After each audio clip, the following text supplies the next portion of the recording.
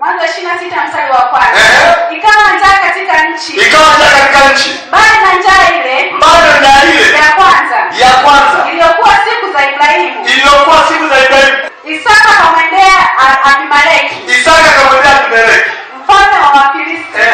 Huko Gerari. Sawa. Bwana akamtokea. Akasema, usishuke kwenda Misri. Kaa katika nchi nitakayokuambia.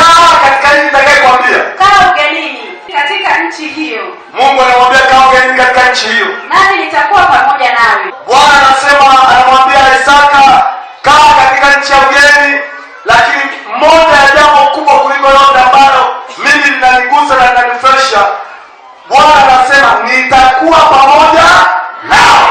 Kule ugenini unachotakiwa wewe ni kuwa pamoja na Mungu. Amina.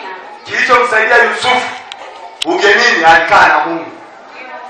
Kinachomsaidia Isaka kufanikiwa kwake alikaa na Mungu. Ndio. Gharama zako utalipa ukiwa na Mungu. Ndio. Hicho ndicho kitakachokufanya wewe ufanikiwe. Amina.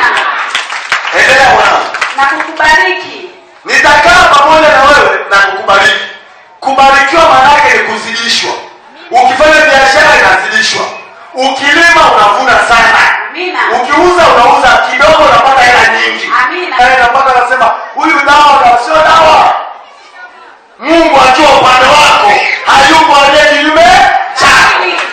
Nchi ya ugeni unafanikiwa pale. Watu wanakufurahia. Wanakupa tabia ambayo hata huna. Yaani unajua tabia zako tunazipenda, ukizitafuta sasa tabia zenyewe uzioni.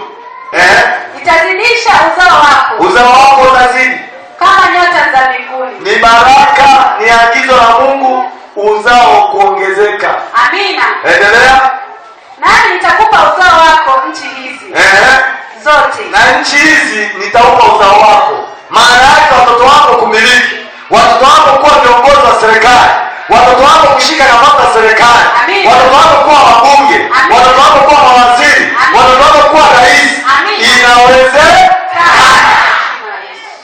Endelea. Na katika uzao wako mataifa yote ya duniani watajibarikia. Na katika uzao wako mataifa yote ya duniani yatajibarikia. Amina. Sio kila familia imepewa neema ya kubariki. Kwa sababu gani?